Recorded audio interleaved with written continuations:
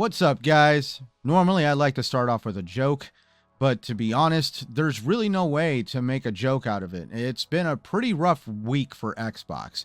Started off with the CMA coming out and blocking the Activision deal, and then finally Redfall came out to controversial reception. At this point, the internet is broke and fans are divided and warring on social media.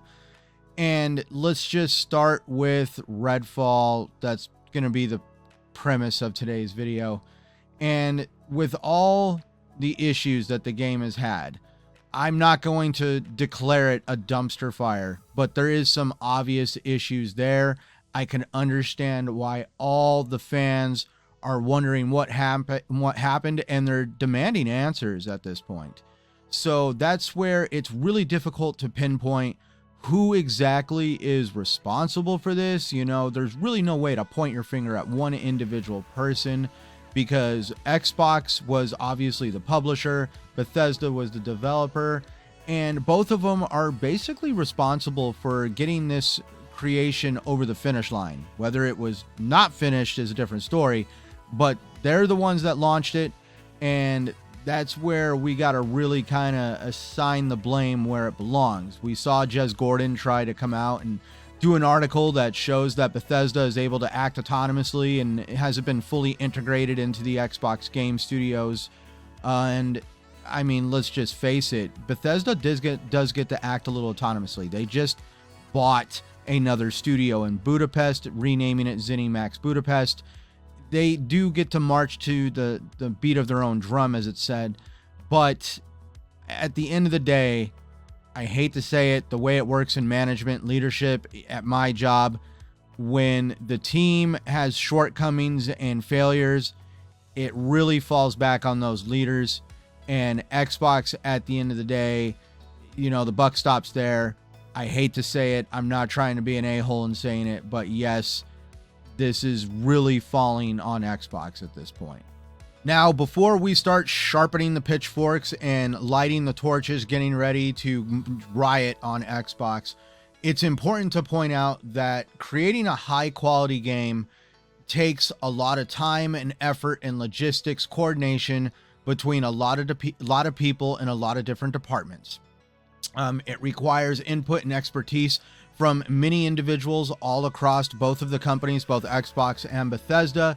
And there's a lot of factors that come into play. Factors like, production processes, resource allocation, and development timelines. We all know that people get delay rage when things don't go according to plan and get released on time. So Xbox, anybody who is responsible for publishing games, is going to set development timelines. And that's where Xbox and Bethesda really felt that, at least with the data that was provided to them when they were doing what they referred to as mock reviews. I'm not going to dig into that. That's going to be for a whole nother video that I'm going to dig into. But they did mock reviews of the game, and it turns out that from the interview that Phil Spencer just did, it comes out that these reviews were actually very off by double digits, to Phil Spencer's disappointment. And it caused a false sense of, I don't want to say security, but a false sense of success that maybe the game was ready to be launched when it wasn't. And that ultimately, maybe they should have done a little bit more review process before they thought the game was completely ready. And even the most experienced teams at the end of the day can encounter problems.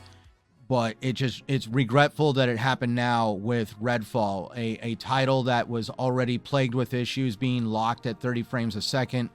I came out and did a video that let everybody know that I do not count frames, but if by some chance Xbox is going to release it at 30 frames a second, to the disappointment to fans that wanted that 60 frames a second, the very least they should have done was make sure that the game was dialed in, golden, as my buddy Blue likes to say, to make sure that the only thing that people could really crab about was the lack of 60 frames a second. And it got worse from there. The game launched in that state. We saw physical copies of the game with white stickers on them, letting anybody who bought them that the game was not going to be released at 60 frames a second, and that the release frame rate was going to be 30.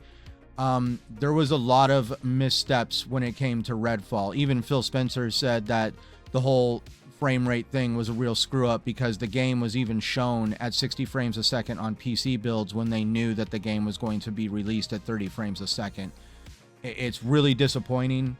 If you go see the interview with Phil Spencer, I mean, I don't want to say he looks defeated, but he is definitely ticked off and very aggravated at the week he is definitely having. That's for sure. At the same time, it is totally reasonable for people that were sold on this game by what was marketed and shown on the internet are allowed to expect a high quality product, especially coming from publishers like Xbox and studios like Bethesda and Arcane.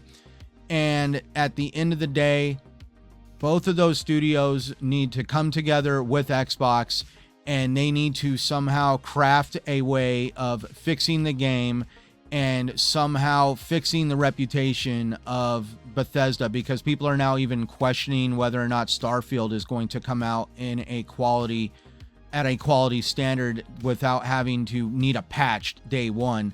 The whole day one patch thing is starting to get a little old. It shouldn't be an automatic plan A. That should be like plan B after trying at least to make sure that the game is working before it's like kicked out the door. And that's where fans at the end of the day, they are going to be the ones to decide whether or not that these quality issues can be forgiven. I hope that Bethesda, Arcane, Xbox, everybody can come together and fix the issues and really turn Redfall into a great experience. Underneath it all, there is actually a little bit of a great game mechanic underneath it, a very unique experience. I'm not going to sit here and say it's the best thing since sliced bread, but I really do feel this is like a little bit more of a diamond in the rough, kind of like Sea of Thieves was when it first came out. But fans have the ultimate say, and if you feel that by some chance you feel burned by this whole experience with Redfall, definitely, I understand that you are going to definitely be a little trepidatious going forward with Xbox titles, and I really hope that from what Phil Spencer has talked about, that they really understand where fans are coming from with the situation. So on a recent interview on Kinda Funny Games, Phil Spencer came out and took full responsibility head on for the situation with what's going on with Redfall, how the game was marketed, and just overall Xbox's past like 12, 15 months. I honestly don't feel like it has been a total crap show for me. I've been doing just fine. But for some people, there has been a lot of disappointment. Paris was there and had a lot of stuff to definitely grill Phil Spencer on. And he has accepted responsibility for the game's problems. As owners of Bethesda, he feels that it is Xbox's place to take all that heat for what has happened, which I think is very amicable. Phil Spencer is honestly a great executive. Don't care what anybody says. All the demands to fire him are just totally overrated. Phil Spencer at least has no problem getting on camera in front of a live interview and owning up to the situation at hand. He did it with Halo Infinite. The day Halo Infinite was delayed, he actually did another live interview, took that head on, took this whole situation head on. He doesn't go and hide in his office and do a little internet piece and give a small statement. He is always willing to get in front of the camera and personally answer these questions, and I really commend him for that. And that's where at least one little rabbit hole I want to go down before we start closing this out is I do feel a little bit that content creators played a small role in the situation with Redfall, purely because they created a big problem with overhyping the game and creating unrealistic expectations for fans. They were consistently trying to compare this game to Prey and Redfall, which I really feel was not right. Because if you really look at the track record for Arcane Studios since Prey, right after Prey, they did Dishonored, Death of the Outsider, which was like literally a small scale spinoff of Dishonored. And then we got into Wolfenstein Youngbloods. Very lackluster reception there. Then there was Wolfenstein Cyberpilot. I haven't even heard of that one either. It was actually a PlayStation 4 and Windows exclusive. Then we definitely got into Deathloop. That was hit or miss depending on who talked about it. That game definitely did also come out with some criticalness. It was nominated for Game of the Year, but at the end of the day, it was a total different direction for Arcane Studios than Prey and Dishonored.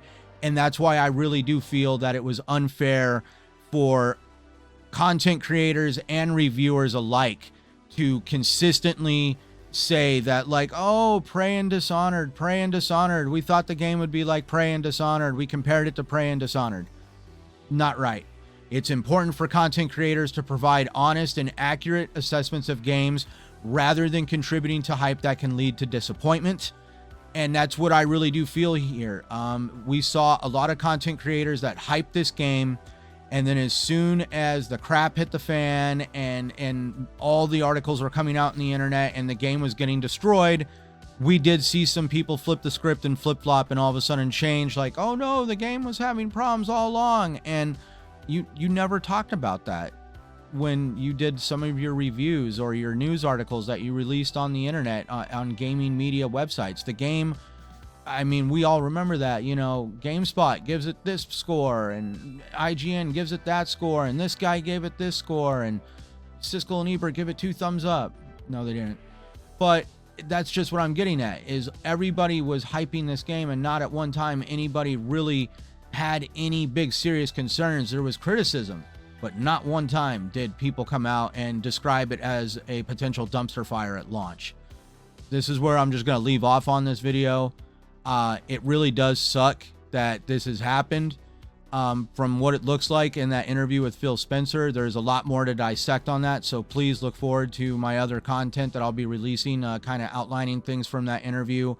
I still have to give my honest opinion on Redfall. I really do want to give it a logical, professional opinion. I'm not going to just jump on the bandwagon and destroy a game for the sake of clicks. I really do want to give an honest opinion about it. For those interested in my past content and future content, check out my channel. Please like, subscribe, click the end screen videos here, explore my channel, watch my latest video. And I always have to say at the end of my videos, and this is where it really applies to games like Redfall, at the end of the day, you should just play games that you love on the platform or console that you prefer, no matter what anybody says. And dude, just enjoy gaming. It doesn't need to be a popularity contest at the end of the day. This is a hobby that people are supposed to use to escape the dramas of the real world, at least in my opinion. So thank you everybody for tuning in tonight. I am Centurion 1307, and until next time we see you again, stay safe out there.